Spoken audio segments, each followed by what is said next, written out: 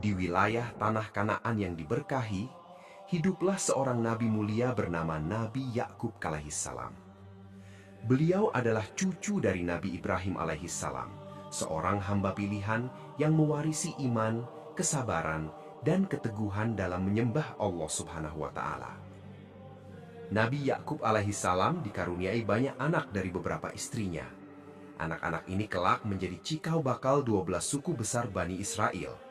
Setiap anak memiliki kepribadian yang berbeda, namun di antara mereka terdapat satu sosok yang begitu istimewa. Dialah Nabi Yusuf alaihissalam. Sejak kecil, Nabi Yusuf sudah menunjukkan tanda-tanda kemuliaan. Wajahnya bersih dan bercahaya, tutur katanya lembut, dan hatinya dipenuhi keimanan. Ia tumbuh dalam didikan langsung ayahnya, seorang nabi yang penuh kasih sayang dan kebijaksanaan. Di tengah keluarga besar itu, Nabi Yakub merasakan sesuatu yang berbeda pada diri Yusuf. Bukan sekedar karena kasih sayang seorang ayah, tetapi karena beliau melihat tanda-tanda pilihan Allah Subhanahu wa Ta'ala pada anaknya tersebut. Namun kasih sayang yang lebih ini perlahan menumbuhkan rasa iri di hati saudara-saudaranya. Mereka mulai bertanya-tanya, mengapa Yusuf begitu disayang? Mengapa ia selalu dekat dengan ayah mereka? Rasa iri itu awalnya kecil, namun seperti bara dalam sekam, perlahan membesar tanpa mereka sadari. Di sisi lain, Nabi Yakub alaihissalam tidak pernah berhenti berdoa. Dalam setiap sujudnya, ia memohon kepada Allah Subhanahu wa Ta'ala agar keluarganya dijaga dari perpecahan dan diberi keturunan yang tetap berada di jalan kebenaran. Allah Subhanahu wa Ta'ala berfirman dalam Al-Quran, "Dan mereka itulah orang-orang yang telah kami berikan kitab, hikmah, dan kenabian." Surat Al-An'am ayat 89. Ayat ini menjadi penguat bahwa keluarga Nabi Yakub adalah keluarga yang diberkahi, dipilih, dan dimuliakan oleh Allah Subhanahu wa Ta'ala.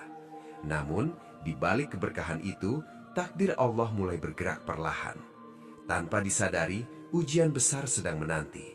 Ujian yang bukan hanya menguji kesabaran seorang anak, tetapi juga mengguncang hati seorang ayah dan membuka jalan menuju kisah agung yang akan dikenang sepanjang zaman. Kisah ini bukan sekedar cerita tentang seorang nabi. Ini adalah kisah tentang cinta, pengkhianatan, kesabaran, dan takdir Allah yang tidak pernah salah. Malam itu begitu tenang.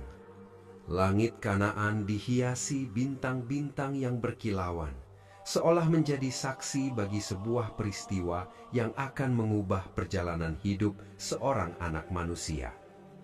Di dalam rumah sederhana Nabi Yakub alaihissalam, Nabi Yusuf kecil terbangun dari tidurnya. Nafasnya sedikit tersengal, namun matanya justru bersinar penuh keheranan. Ia baru saja melihat sesuatu yang luar biasa. Dengan langkah lembut, ia menghampiri ayahnya. Suaranya pelan, namun penuh rasa ingin tahu dan kejujuran seorang anak. "Wahai ayahku, sesungguhnya aku bermimpi melihat 11 bintang, matahari, dan bulan. Aku melihat semuanya bersujud kepadaku." Allah Subhanahu wa Ta'ala mengabadikan momen ini dalam firman-Nya. "Wahai ayahku, sesungguhnya aku melihat 11 bintang, matahari, dan bulan. Aku melihat semuanya bersujud kepadaku." Surat Yusuf ayat 4. Nabi Yakub alaihissalam terdiam, bukan karena ragu, tetapi karena beliau memahami makna di balik mimpi itu. Sebagai seorang nabi, beliau mengetahui bahwa mimpi tersebut bukan mimpi biasa. Itu adalah isyarat dari Allah Subhanahu wa Ta'ala, sebuah pertanda tentang masa depan yang besar, tentang kemuliaan, dan tentang kedudukan tinggi yang kelak akan diberikan kepada Yusuf. Namun, di balik itu semua, Nabi Yakub juga melihat sesuatu yang lain, bahaya.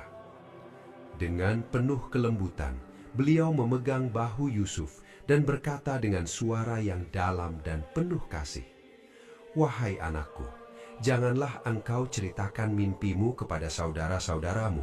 Mereka bisa merencanakan sesuatu yang buruk terhadapmu." Nasihat ini diabadikan dalam Al-Quran.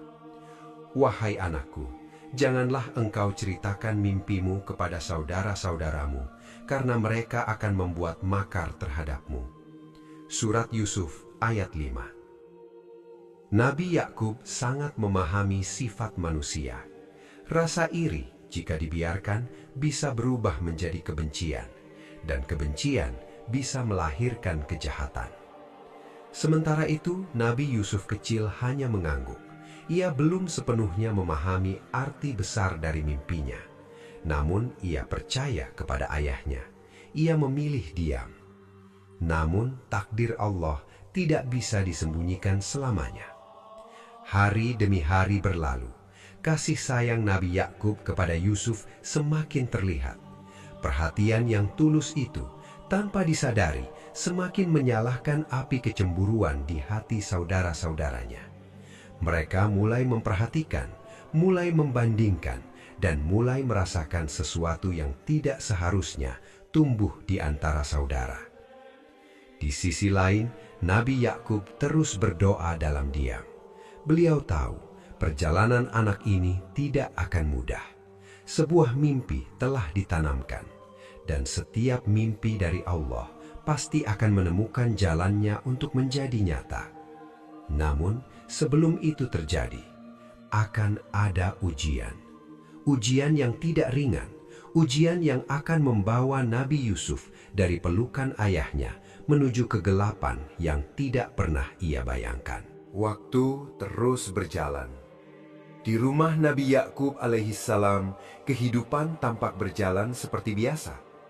Namun di balik itu, perlahan-lahan tumbuh sesuatu yang berbahaya. Sesuatu yang tidak terlihat, tetapi sangat nyata. Rasa iri. Saudara-saudara Nabi Yusuf mulai merasakan bahwa ayah mereka lebih mencintai Yusuf dan saudaranya Bunyamin. Perhatian yang lebih, kedekatan yang hangat, serta kelembutan yang diberikan kepada Yusuf membuat hati mereka terusik. Mereka tidak melihatnya sebagai kasih sayang seorang ayah. Mereka melihatnya sebagai ketidakadilan. Hingga suatu hari mereka berkumpul. Suara hati yang selama ini terpendam akhirnya keluar dalam bentuk keluhan. Sesungguhnya Yusuf dan saudaranya lebih dicintai oleh ayah kita daripada kita, padahal kita ini satu kelompok yang kuat. Ucapan ini diabadikan oleh Allah Subhanahu wa Ta'ala dalam firman-Nya. Surat Yusuf ayat 8. Perasaan itu semakin membesar, dari iri menjadi dengki, dari dengki menjadi kebencian, dan dari kebencian lahirlah rencana yang gelap. Sebagian dari mereka berkata dengan suara tegas, "Bunuhlah Yusuf atau buanglah dia ke suatu tempat yang jauh, agar perhatian ayah kalian hanya tertuju kepada kalian saja." Surat Yusuf ayat 9.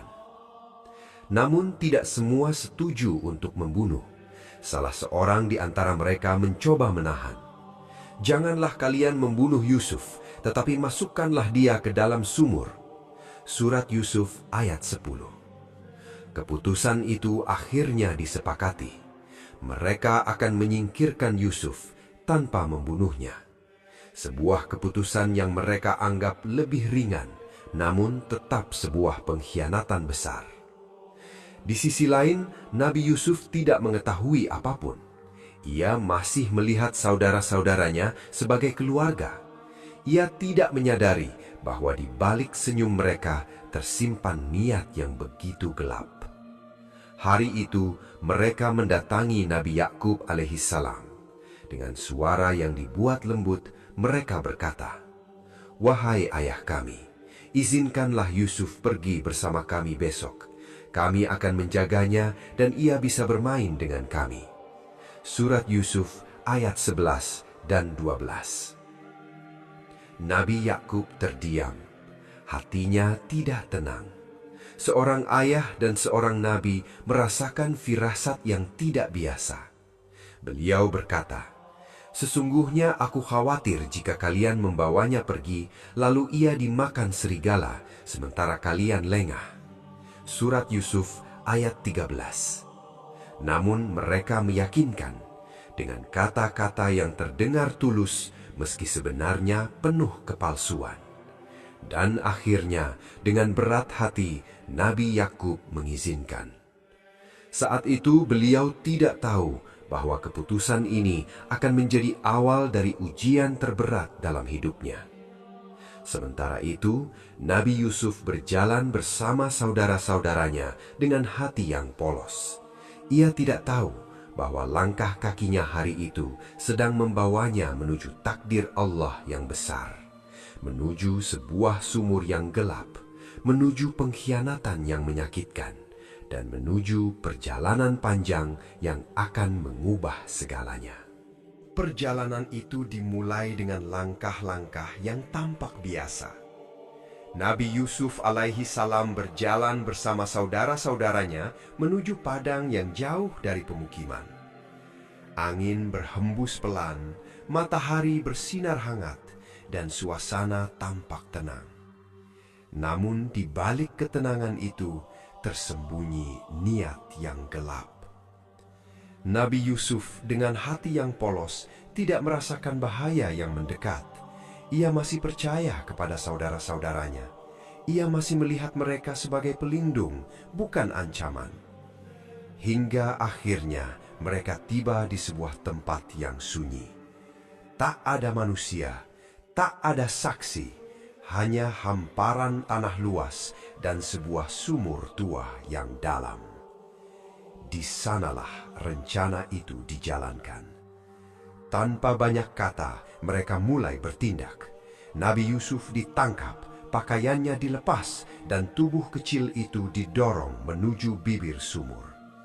Saat itulah kenyataan mulai terasa. Rasa takut menyelimuti hati Nabi Yusuf. Ia menatap saudara-saudaranya, berharap ada belas kasihan. Namun yang ia temui hanyalah wajah-wajah yang telah dikuasai oleh iri dan kebencian. Dan dalam sekejap, tubuhnya jatuh ke dalam kegelapan. Allah Subhanahu wa Ta'ala mengabadikan peristiwa ini. Maka ketika mereka membawanya dan sepakat memasukkannya ke dasar sumur, Surat Yusuf ayat 15. Gelap, sunyi, dingin, itulah yang menyambut Nabi Yusuf di dasar sumur. Namun di tengah kegelapan itu, Allah tidak meninggalkannya. Allah memberikan wahyu ke dalam hatinya. Kelak engkau akan memberitahukan kepada mereka tentang perbuatan mereka ini, sedang mereka tidak menyadari. Surat Yusuf ayat 15. Ini adalah janji. Janji bahwa penderitaan ini bukan akhir. Janji bahwa suatu hari kebenaran akan terungkap. Di atas sumur, saudara-saudaranya menyempurnakan kebohongan mereka. Mereka mengambil baju Nabi Yusuf, lalu melumurinya dengan darah palsu. Malam pun tiba. Mereka pulang kepada Nabi Yakub alaihi salam dengan tangisan yang dibuat-buat. Wahai ayah kami pergi berlomba dan meninggalkan Yusuf di dekat barang-barang kami, lalu dia dimakan serigala. Surat Yusuf ayat 17. Mereka menyerahkan baju itu, baju yang berlumuran darah namun tanpa robekan. Nabi Yakub melihatnya dan beliau memahami. Dengan hati yang hancur, beliau berkata, "Sebenarnya dirimu sendirilah yang memandang baik perbuatan buruk itu. Maka kesabaran yang indah itulah yang akan aku jalani." Surat Yusuf ayat 18. Malam itu menjadi malam yang penuh kesedihan.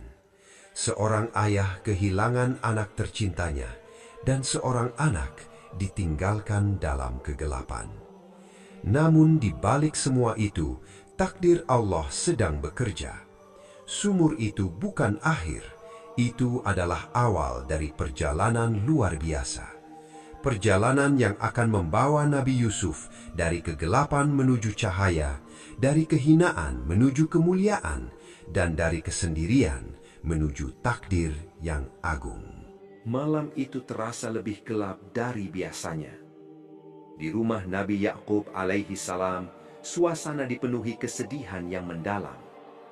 Tangisan terdengar, namun bukan tangisan yang menenangkan, melainkan tangisan yang menyimpan kebohongan. Anak-anaknya telah kembali, namun tanpa Yusuf. Mereka datang dengan wajah pura-pura sedih, membawa sebuah baju yang berlumuran darah. Dengan suara bergetar, mereka berkata, "Wahai ayah kami pergi berlomba, lalu kami meninggalkan Yusuf di dekat barang-barang kami, lalu ia dimakan serigala." Surat Yusuf ayat 17. Kata-kata itu terdengar meyakinkan, namun hati seorang nabi tidak mudah tertipu.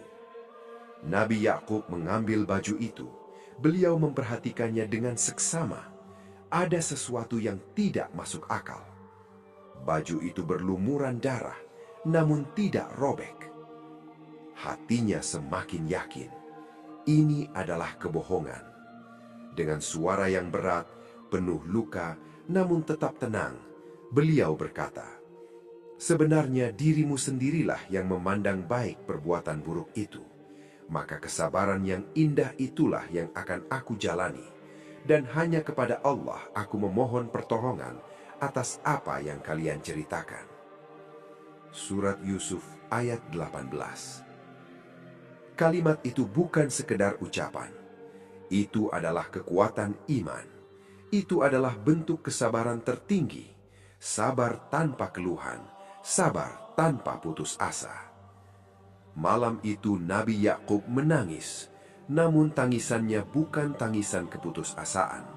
Ia menangis dalam doa.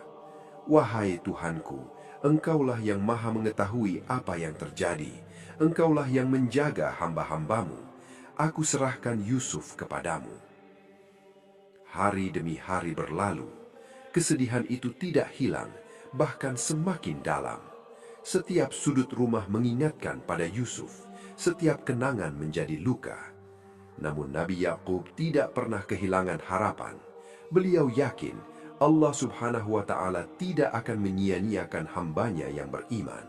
Beliau yakin suatu hari nanti Yusuf akan kembali.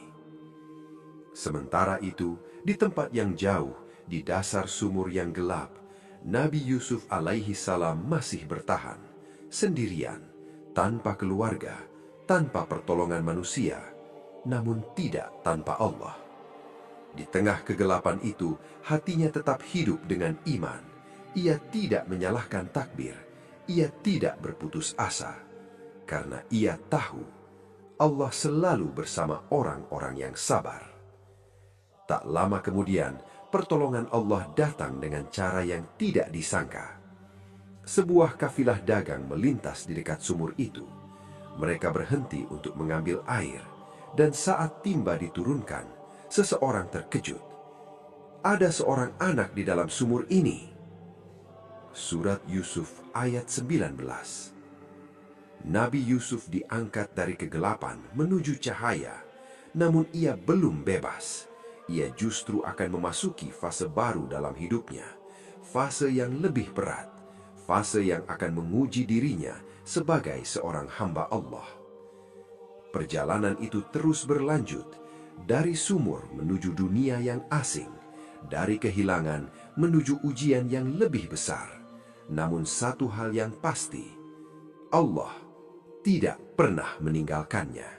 Cahaya matahari menyinari wajah Nabi Yusuf alaihi salam saat ia diangkat dari dalam sumur.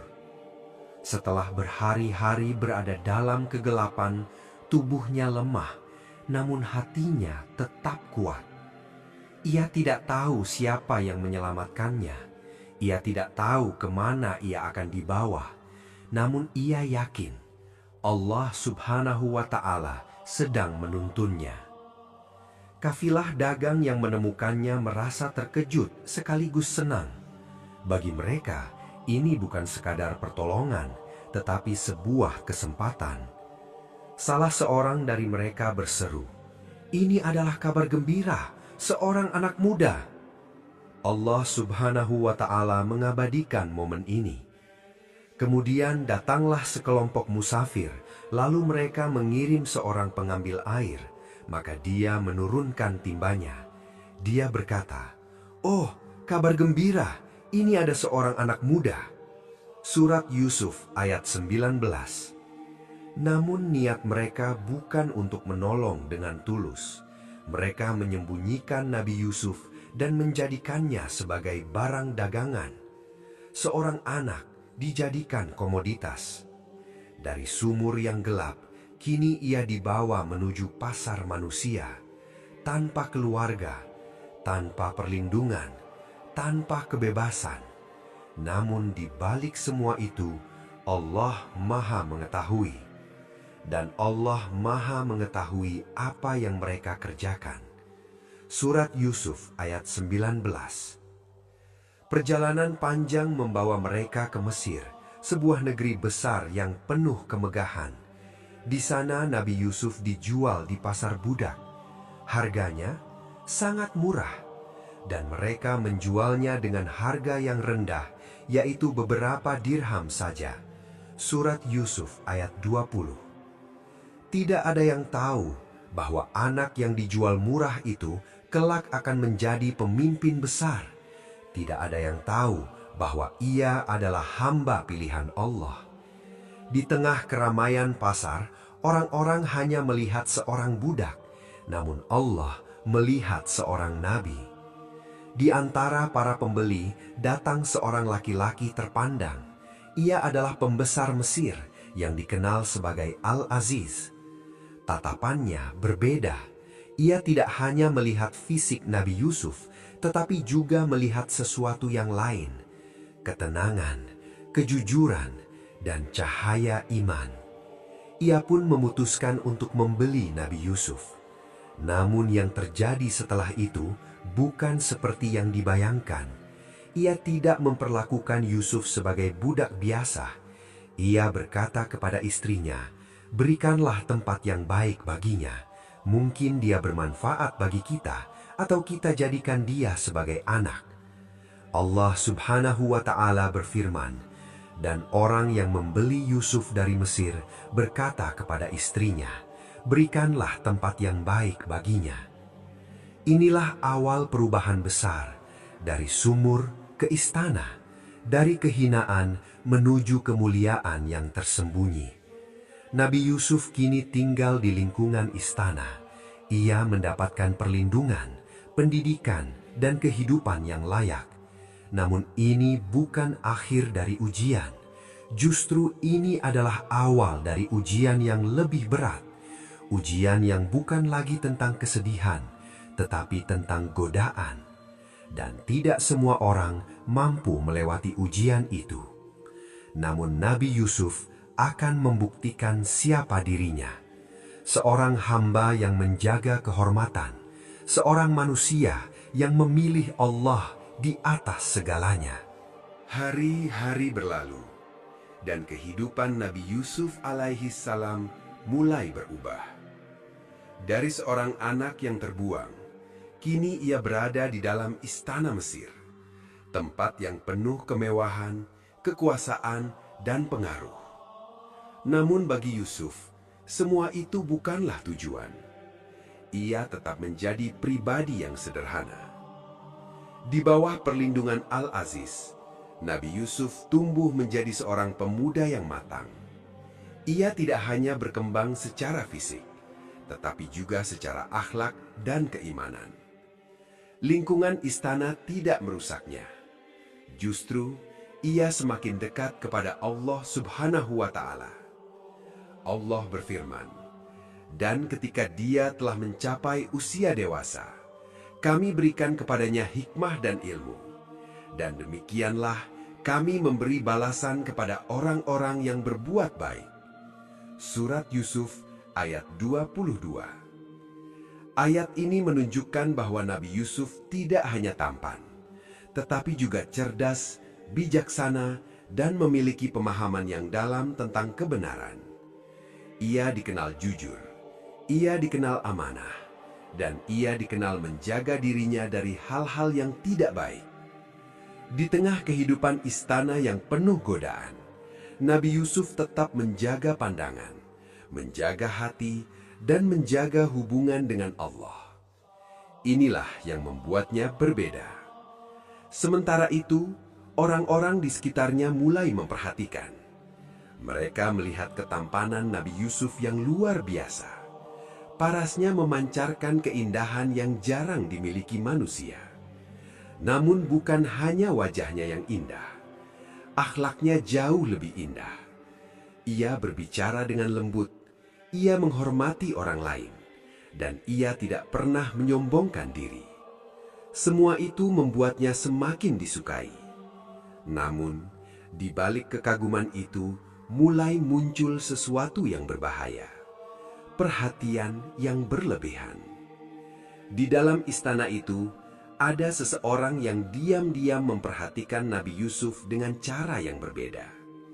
Istri Al-Aziz, seorang wanita bangsawan, hidup dalam kemewahan, memiliki kekuasaan, dan terbiasa mendapatkan apa yang ia inginkan. Namun kali ini, ia dihadapkan pada sesuatu yang tidak biasa. Ia melihat Nabi Yusuf bukan hanya sebagai seorang pelayan. Ia melihatnya sebagai sosok yang memikat hati. Hari demi hari perasaan itu tumbuh. Dari sekedar perhatian, menjadi ketertarikan. Dan dari ketertarikan, menjadi keinginan. Sementara itu Nabi Yusuf tetap menjaga dirinya. Ia tidak menyadari sepenuhnya betapa besar ujian yang sedang mendekat. Ujian yang tidak datang dalam bentuk kesedihan, tetapi dalam bentuk godaan yang halus. Godaan yang bisa menjatuhkan siapa saja. Namun, Allah Subhanahu wa Ta'ala sedang mempersiapkannya. Mempersiapkan seorang hamba untuk menghadapi ujian yang akan membuktikan keteguhan imannya. Dan saat ujian itu datang, dunia akan menyaksikan bagaimana seorang hamba memilih Allah di atas segala keinginan dunia. Istana Mesir tetap berdiri megah, namun di balik dindingnya, sebuah ujian besar sedang menunggu. Nabi Yusuf alaihissalam kini telah tumbuh menjadi seorang pemuda yang sempurna. Ketampanannya memikat, akhlaknya mulia, dan keimanannya kokoh. Namun justru di titik itulah ujian datang. Istri Al-Aziz yang selama ini diam-diam memperhatikan, tidak lagi mampu menyembunyikan perasaannya. Kekaguman yang awalnya samar berubah menjadi keinginan yang kuat. Suatu hari, ketika suasana istana sepi, ia menutup rapat semua pintu. Tidak ada yang bisa masuk, tidak ada yang bisa melihat. Hanya ada dia dan Nabi Yusuf. Dengan suara yang penuh godaan, ia berkata, "Marilah mendekat kepadaku." Allah Subhanahu wa Ta'ala mengabadikan peristiwa ini, dan wanita yang dia tinggal di rumahnya menggoda dirinya, dan dia menutup pintu-pintu lalu berkata, "Marilah ke sini." Surat Yusuf ayat 23. Situasi itu sangat sulit. Seorang pemuda jauh dari keluarga berada di dalam ruangan tertutup dengan seorang wanita yang memiliki kekuasaan. Tidak ada yang melihat, tidak ada yang mengawasi. Namun ada satu yang selalu melihat, Allah. Dengan hati yang teguh, Nabi Yusuf menjawab, "Aku berlindung kepada Allah. Sesungguhnya Tuanku telah berbuat baik kepadaku. Sungguh, orang-orang zolim tidak akan beruntung." Surat Yusuf ayat 23. Jawaban itu bukan sekedar penolakan. Itu adalah pernyataan iman. Itu adalah bukti bahwa ia lebih takut kepada Allah daripada kepada manusia. Namun godaan itu tidak berhenti. Istri Al-Aziz semakin mendekat, keinginan itu semakin kuat. Dalam kondisi yang sangat genting, Nabi Yusuf berusaha melarikan diri. Ia berlari menuju pintu, berharap bisa keluar dari situasi itu. Namun wanita itu mengejarnya. Dalam tarik-menarik yang terjadi, baju Nabi Yusuf robek dari belakang, dan tepat saat itu pintu terbuka. Di hadapan mereka berdiri Al-Aziz. Suasana menjadi tegang. Kebenaran dan kebohongan saling berhadapan. Dengan cepat, wanita itu membalikkan keadaan. Ia menuduh Nabi Yusuf sebagai pelaku. "Apa balasan bagi orang yang ingin berbuat buruk kepada istrimu selain dipenjara atau disiksa. Surat Yusuf ayat 25. Fitnah itu begitu cepat, begitu tajam, namun Allah tidak membiarkan kebenaran tertutup. Seorang saksi dari keluarga wanita itu berkata, "Jika bajunya robek di depan, maka dia benar. Tetapi jika robek di belakang, maka dia berdusta." Surat Yusuf ayat 26. Dan bukti itu jelas. Baju Nabi Yusuf robek dari belakang. Kebenaran pun terungkap. Nabi Yusuf tidak bersalah. Namun meskipun kebenaran telah terlihat, ujian belum berakhir. Fitnah telah menyebar, nama baik telah tercemar, dan keputusan yang diambil akan membawa Nabi Yusuf ke ujian berikutnya. Ujian yang lebih sunyi, lebih panjang, dan lebih berat. Namun satu hal tetap sama, Nabi Yusuf tetap memilih Allah dalam setiap keadaan. Kebenaran telah terungkap. Baju Nabi Yusuf alaihi salam yang robek dari belakang menjadi bukti bahwa ia tidak bersalah. Tuduhan yang diarahkan kepadanya terbantahkan dengan jelas. Al-Aziz pun memahami kenyataan itu. Dengan suara tegas, ia berkata kepada istrinya, "Sesungguhnya ini adalah tipu dayamu. Sungguh, tipu daya kalian besar." Surat Yusuf ayat 28. Lalu ia berkata kepada Yusuf, "Wahai Yusuf, lupakanlah ini, dan engkau mohonlah ampun atas dosamu." Surat Yusuf ayat 29. Seolah masalah itu selesai, namun kenyataannya belum. Peristiwa itu mulai menyebar. Bisikan-bisikan mulai terdengar di kalangan wanita-wanita bangsawan Mesir. Mereka membicarakan istri Al-Aziz yang tergoda oleh seorang pemuda. Seorang wanita bangsawan menggoda pelayannya. "Sungguh, kami melihatnya dalam kesesatan yang nyata." Surat Yusuf ayat 30. Ucapan itu menyakitkan, bukan hanya bagi wanita itu, tetapi juga bagi kehormatan istana. Merasa terhina, istri Al-Aziz merancang sesuatu. Ia mengundang wanita-wanita itu ke sebuah jamuan. Mereka duduk, diberikan buah dan pisau di tangan mereka. Lalu Nabi Yusuf dipanggil untuk masuk. Saat mereka melihatnya, mereka terkejut, takjub, dan tanpa sadar, tangan mereka sendiri teriris. Mereka berkata, "Maha sempurna Allah, ini bukan manusia, ini benar-benar malaikat yang mulia."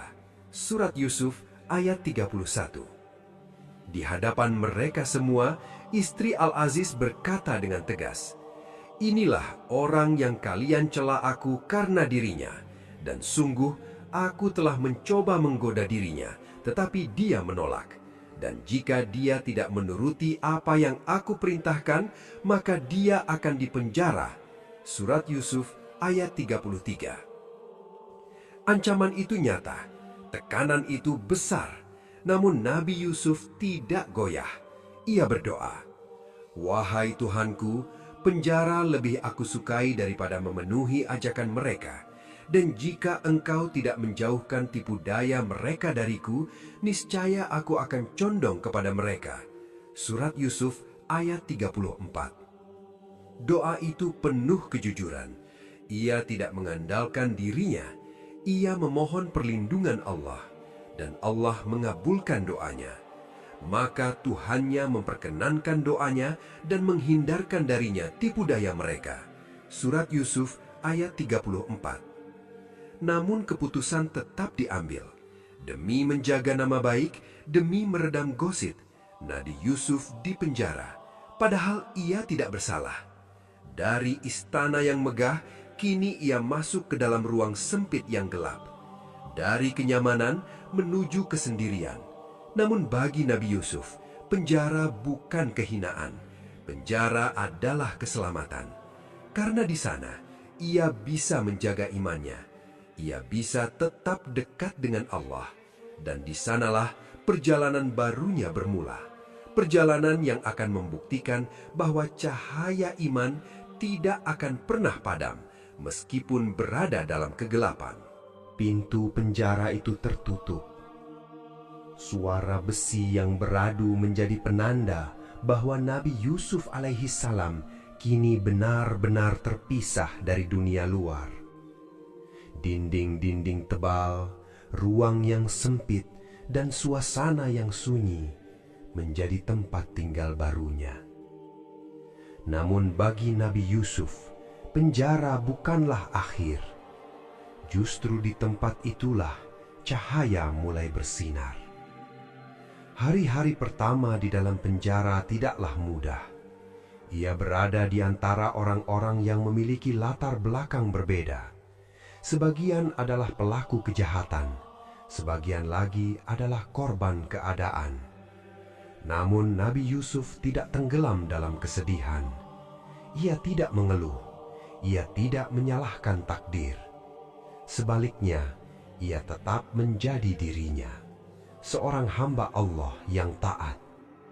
Dengan akhlaknya yang mulia, sikapnya yang tenang, dan ucapannya yang penuh hikmah, Nabi Yusuf mulai menarik perhatian orang-orang di sekitarnya. Mereka melihat sesuatu yang berbeda, sesuatu yang tidak mereka temukan pada orang lain. Kejujuran, ketulusan, dan ketenangan hati. Tak lama kemudian, dua orang pemuda masuk ke dalam penjara bersamanya. Keduanya membawa kegelisahan dalam hati karena mimpi yang mereka alami. Salah seorang berkata, "Aku bermimpi memeras anggur." Dan yang lainnya berkata, "Aku bermimpi membawa roti di atas kepalaku, sebagian dimakan burung." Surat Yusuf ayat 36. Mereka melihat Nabi Yusuf sebagai orang yang dapat dipercaya. Mereka berkata, "Sesungguhnya kami melihat engkau termasuk orang-orang yang berbuat baik. Jelaskanlah kepada kami arti mimpi kami." Permintaan itu menjadi kesempatan. Namun Nabi Yusuf tidak langsung menjawab. Ia memulai dengan sesuatu yang lebih penting, dakwah. Ia berkata, "Wahai dua penghuni penjara, manakah yang lebih baik, Tuhan-Tuhan yang bermacam-macam itu, atau Allah yang Maha Esa lagi Maha Perkasa?" Surat Yusuf ayat 39. Di tengah penjara, ia mengajak mereka mengenal tauhid. Ia mengingatkan bahwa semua yang mereka sembah selain Allah tidak memiliki kekuasaan apapun. Inilah keistimewaan Nabi Yusuf. Dalam keadaan sulit sekalipun, ia tetap mengajak kepada kebenaran. Setelah itu barulah ia menjelaskan tafsir mimpi mereka. Dengan izin Allah, tafsir itu benar. Salah seorang dari mereka akan kembali bekerja sebagai pelayan raja, dan yang lainnya akan dihukum mati. Surat Yusuf ayat 41. Sebelum mereka berpisah, Nabi Yusuf berpesan kepada yang akan selamat, "Sebutlah aku di hadapan tuanmu." Surat Yusuf ayat 42. Ia berharap mungkin ini menjadi jalan keluar. Namun waktu terus berjalan. Tahun demi tahun berlalu, dan nama Nabi Yusuf terlupakan. Ia tetap berada di dalam penjara, sendirian, namun tidak benar-benar sendiri, karena Allah selalu bersamanya. Dan di balik penantian panjang itu, Allah sedang menyiapkan sesuatu yang besar, sesuatu yang akan mengubah hidupnya dan mengangkatnya dari penjara menuju kekuasaan. Waktu terus berlalu. Tahun demi tahun dilalui Nabi Yusuf alaihi salam di dalam penjara. Tidak ada keluhan, tidak ada keputusasaan, hanya kesabaran dan keyakinan bahwa Allah Subhanahu wa Ta'ala tidak pernah menyia-nyiakan hambanya. Hingga suatu hari, perubahan itu mulai datang. Di istana Mesir, sang raja mengalami mimpi yang aneh. Mimpi itu begitu jelas, namun sulit dipahami. Ia melihat 7 ekor sapi gemuk dimakan oleh 7 ekor sapi kurus. Dan ia juga melihat 7 bulir gandum yang hijau, serta 7 bulir lainnya yang kering. Mimpi itu membuatnya gelisah. Ia pun memanggil para pembesar, penasihat, dan ahli tafsir mimpi di kerajaannya. "Wahai para pembesar, jelaskanlah kepadaku arti mimpiku, jika kalian mampu menafsirkan mimpi.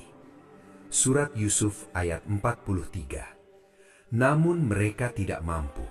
Mereka hanya berkata, "Itu hanyalah mimpi yang kosong, dan kami tidak mengetahui tafsir mimpi seperti itu." Surat Yusuf ayat 44. Kegelisahan raja semakin besar. Sementara itu, seseorang mulai mengingat sesuatu. Seorang mantan tahanan yang dahulu pernah bersama Nabi Yusuf di penjara, tiba-tiba teringat. Ia berkata, "Aku akan memberitahukan kepada kalian tafsirnya. Izinkan aku pergi menemui seseorang." Surat Yusuf ayat 45. Ia pun segera pergi menuju penjara, menuju seseorang yang telah lama terlupakan, namun tidak pernah kehilangan ilmunya, Nabi Yusuf alaihi salam. Dengan penuh harap, ia berkata, "Wahai Yusuf, wahai orang yang jujur, jelaskanlah kepada kami tentang 7 sapi gemuk yang dimakan oleh 7 sapi kurus." Surat Yusuf ayat 46. Nabi Yusuf mendengarkan dengan tenang, dan tanpa ragu, ia menjawab. Ia menjelaskan bahwa Mesir akan mengalami 7 tahun masa subur, di mana hasil panen melimpah. Namun setelah itu, akan datang 7 tahun masa sulit, kekeringan akan melanda, dan hasil panen akan berkurang. Surat Yusuf ayat 47-48. Namun Nabi Yusuf tidak hanya memberi tafsir, ia juga memberi solusi. Ia menyarankan agar hasil panen di masa subur disimpan dengan baik agar dapat digunakan di masa sulit. Inilah keistimewaannya. Ia bukan hanya memahami mimpi, tetapi juga memahami kehidupan. Jawaban itu sampai kepada raja, dan raja terkesan. Ia berkata, "Bawalah dia kepadaku." Surat Yusuf ayat 50. Perintah itu menjadi titik balik. Pintu penjara yang selama ini tertutup akan segera terbuka. Namun Nabi Yusuf tidak terburu-buru keluar. Ia memiliki satu permintaan, satu hal yang harus diselesaikan terlebih dahulu. Ia ingin kebenaran ditegakkan, nama baiknya dibersihkan. Karena bagi Nabi Yusuf, kehormatan lebih berharga daripada kebebasan. Dan keputusan itu akan membawa kisah ini menuju babak baru yang lebih agung. Pintu kebebasan telah terbuka. Utusan raja datang ke penjara, membawa kabar yang selama ini dinantikan. Raja memanggilmu. Surat Yusuf ayat 50. Namun, Nabi Yusuf alaihi salam tidak langsung keluar. Ia tidak tergesa-gesa meninggalkan penjara, padahal kebebasan sudah di depan mata. Ia memilih untuk menunggu. Bukan karena ragu, tetapi karena ia menginginkan sesuatu yang lebih besar dari sekedar bebas. Ia ingin kebenaran ditegakkan. Ia berkata kepada utusan itu, "Kembalilah kepada tuanmu dan tanyakan kepadanya tentang wanita-wanita yang melukai tangan mereka."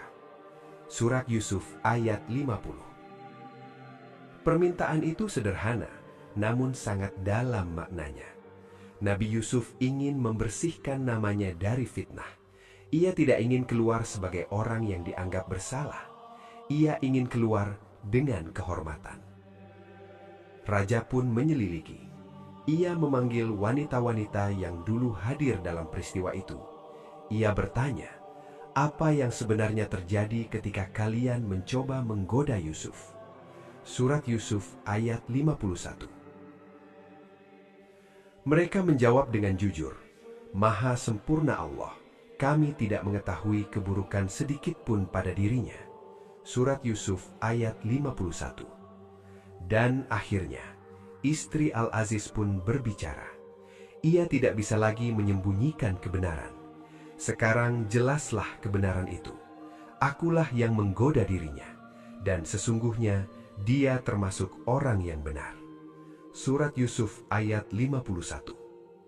Pengakuan itu mengguncangkan. Kebenaran yang selama ini tertutup, kini terungkap. Nama Nabi Yusuf bersih. kehormatannya kembali, dan semua orang mengetahui siapa yang benar dan siapa yang salah. Nabi Yusuf berkata, "Itu agar dia mengetahui bahwa aku tidak mengkhianatinya di belakangnya." Surat Yusuf ayat 52. Ia ingin menunjukkan bahwa ia tetap menjaga amanah bahkan ketika tidak ada yang melihat. Inilah akhlak seorang nabi. Inilah kemuliaan yang tidak bisa dibeli dengan apapun. Setelah itu, barulah Nabi Yusuf keluar dari penjara.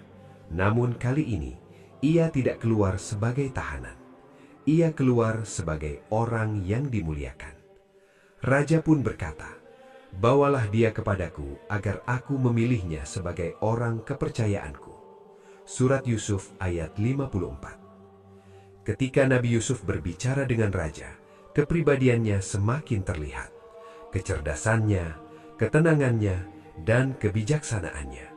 Raja pun berkata, "Sesungguhnya engkau pada hari ini menjadi orang yang berkedudukan tinggi dan dipercaya di sisi kami." Surat Yusuf ayat 54. Dari penjara menuju kepercayaan, dari fitnah menuju kemuliaan. Namun perjalanan belum selesai. Nabi Yusuf kini berada di ambang kekuasaan, dan dengan kekuasaan itu akan datang tanggung jawab yang besar. Ia tidak meminta kemewahan, ia tidak meminta jabatan untuk kepentingan diri, ia meminta kesempatan untuk memberi manfaat. Dan keputusan yang akan diambil itu akan menentukan masa depan sebuah negeri, dan juga membuka jalan untuk pertemuan yang telah lama dinantikan. Kehidupan Nabi Yusuf alaihi salam kini memasuki fase baru. Dari seorang tahanan, ia kini berdiri di hadapan Raja Mesir sebagai sosok yang dipercaya. Kehormatan telah kembali, nama baiknya telah bersih, dan pintu kekuasaan terbuka lebar di hadapannya. Namun Nabi Yusuf tidak terlena. Ia tidak melihat jabatan sebagai kemuliaan dunia. Ia melihatnya sebagai amanah. Dengan penuh keyakinan, ia berkata kepada raja, "Jadikanlah aku pengelola perbendaharaan negeri. Sesungguhnya aku adalah orang yang menjaga dan berilmu." Surat Yusuf ayat 55. Permintaan ini bukan karena ambisi, bukan karena keinginan dunia, tetapi karena ia mengetahui bahwa dirinya mampu menjalankan tugas itu dengan adil dan bijaksana. Allah Subhanahu wa Ta'ala pun menegaskan, "Dan demikianlah kami memberi kedudukan kepada Yusuf di negeri itu." Surat Yusuf ayat 56. Kini Nabi Yusuf memegang kendali atas urusan pangan negeri Mesir.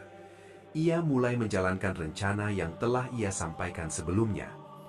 Selama 7 tahun masa subur, ia mengatur penyimpanan hasil panen dengan sangat teliti. Gandum dikumpulkan, disimpan dengan rapi, dan dijaga untuk masa depan. Tidak ada pemborosan, tidak ada keserakahan. Semua dilakukan dengan perhitungan yang matang. Rakyat Mesir hidup dalam kecukupan. Namun Nabi Yusuf tidak pernah lengah. Ia tahu masa sulit akan datang. Dan benar saja, setelah 7 tahun berlalu, masa paceklik pun tiba. Tanah menjadi kering, hasil panen berkurang, kelaparan mulai melanda berbagai wilayah. Namun Mesir tetap bertahan.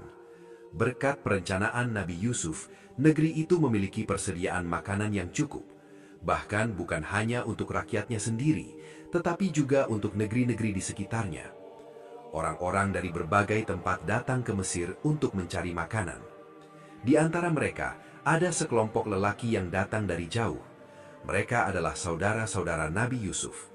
Tanpa mereka sadari, mereka sedang berdiri di hadapan orang yang pernah mereka khianati. Namun mereka tidak mengenalinya. Waktu telah berlalu, keadaan telah berubah. Sementara Nabi Yusuf langsung mengenali mereka. Hatinya bergetar, kenangan masa lalu kembali hadir. Namun ia tetap tenang. Ia tidak terburu-buru mengungkapkan jati dirinya. Ia melayani mereka dengan baik. Ia memberikan makanan sesuai kebutuhan mereka. Dan dengan penuh kebijaksanaan, ia berkata, "Bawalah kepadaku saudara kalian yang seayah dengan kalian. Surat Yusuf ayat 59. Ia meminta mereka membawa Bunyamin, saudara kandungnya, saudara yang paling dekat di hatinya. Ini bukan sekedar permintaan, ini adalah awal dari rencana. Rencana yang akan mempertemukan kembali keluarga yang telah lama terpisah. Namun perjalanan ini belum selesai. Masih ada ujian, masih ada rahasia, dan masih ada pertemuan yang akan mengubah segalanya. Kisah ini terus bergerak menuju momen yang paling mengharukan. Momen ketika kebenaran, kesabaran, dan takdir Allah bersatu dalam satu peristiwa besar.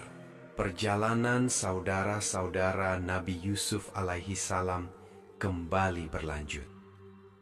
Setelah mendapatkan bahan makanan dari Mesir, mereka pulang ke tanah Kanaan. Namun kali ini, mereka membawa pesan yang tidak biasa. Mereka harus kembali dan membawa Bunyamin. Setibanya di rumah, mereka menyampaikan permintaan itu kepada Nabi Yakub alaihissalam. Namun, hati sang ayah langsung diliputi kekhawatiran. Kenangan lama kembali hadir.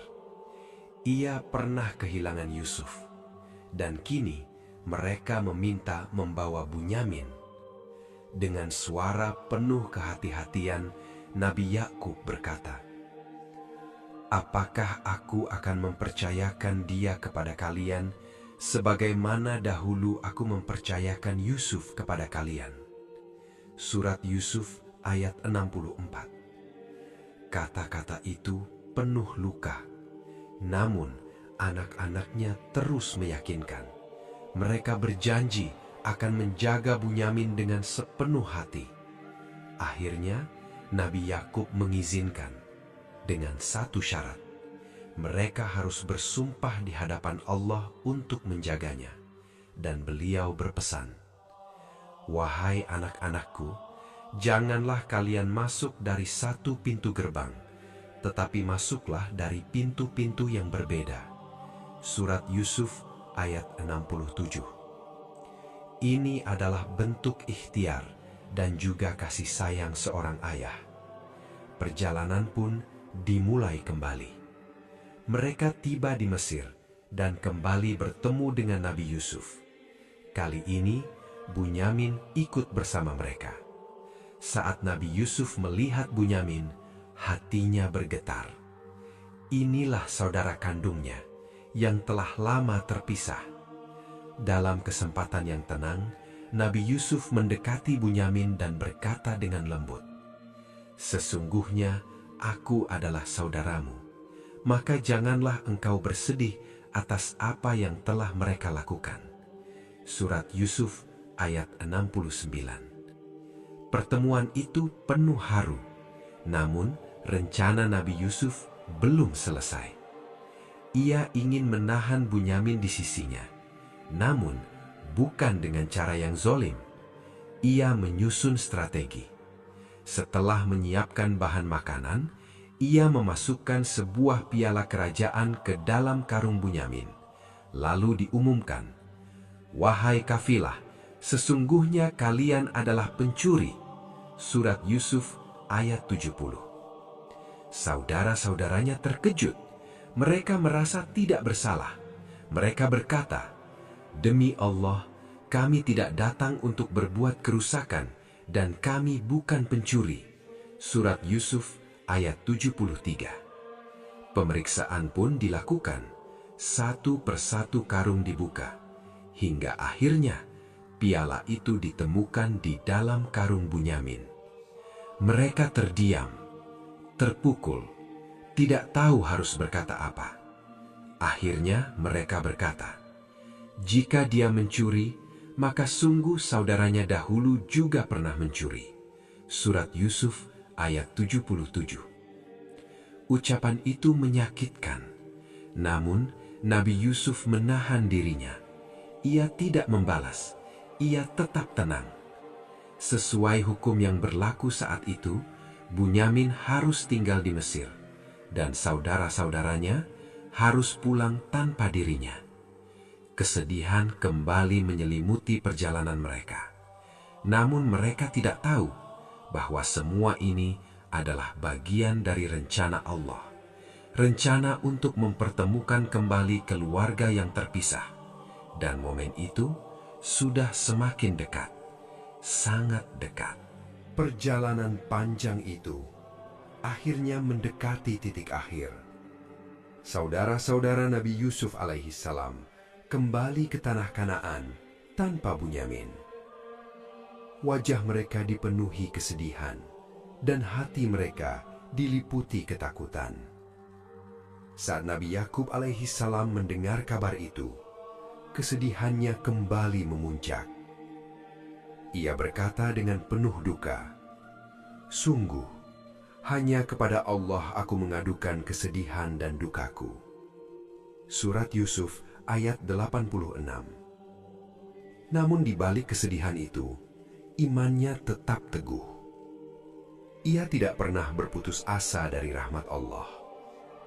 Bahkan ia berkata kepada anak-anaknya, "Wahai anak-anakku, pergilah kalian dan carilah berita tentang Yusuf dan saudaranya, dan janganlah kalian berputus asa dari rahmat Allah." Surat Yusuf ayat 87. Perintah itu menjadi titik balik. Saudara-saudara Nabi Yusuf kembali ke Mesir dengan harapan yang tersisa. Kali ini mereka datang dengan penuh kerendahan hati. Mereka tidak lagi sombong, tidak lagi dipenuhi iri. Mereka berkata, "Wahai penguasa, kami dan keluarga kami ditimpa kesulitan, maka berikanlah kepada kami takaran yang cukup." Surat Yusuf ayat 88. Momen itu begitu kuat. Di hadapan mereka berdiri seseorang yang pernah mereka sakiti, seseorang yang pernah mereka buang, namun kini menjadi penolong mereka.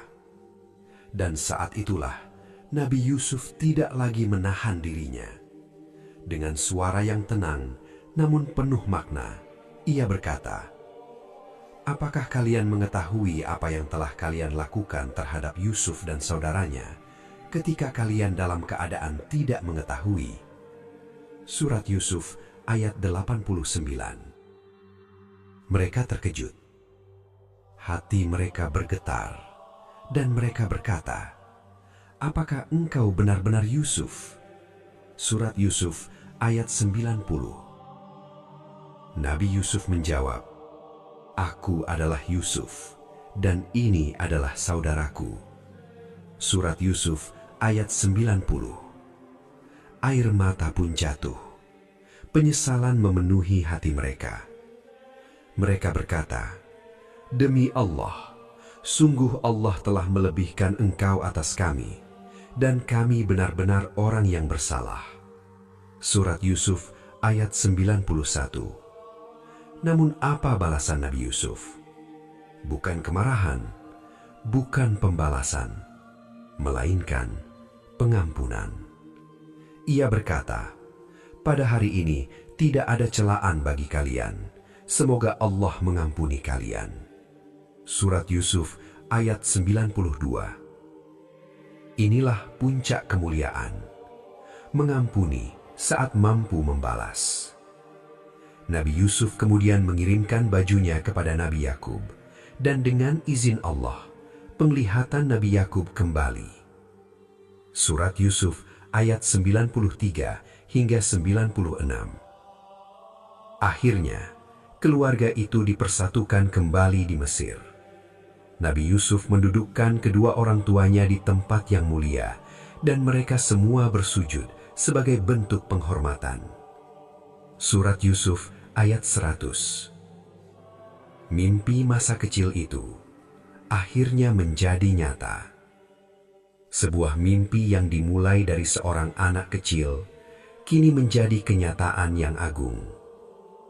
Dan di akhir kisah ini, Nabi Yusuf berdoa, "Wahai Tuhanku, Engkau telah memberiku sebagian kerajaan dan mengajarkan kepadaku tafsir mimpi. Wafatkanlah aku dalam keadaan muslim dan gabungkanlah aku dengan orang-orang yang saleh. Surat Yusuf ayat 101. Inilah kisah tentang kesabaran, tentang ujian, tentang cinta, dan tentang takdir Allah Subhanahu wa Ta'ala yang sempurna. Karena pada akhirnya tidak ada air mata yang sia-sia, tidak ada kesabaran yang terbuang, dan tidak ada rencana yang lebih indah selain rencana Allah.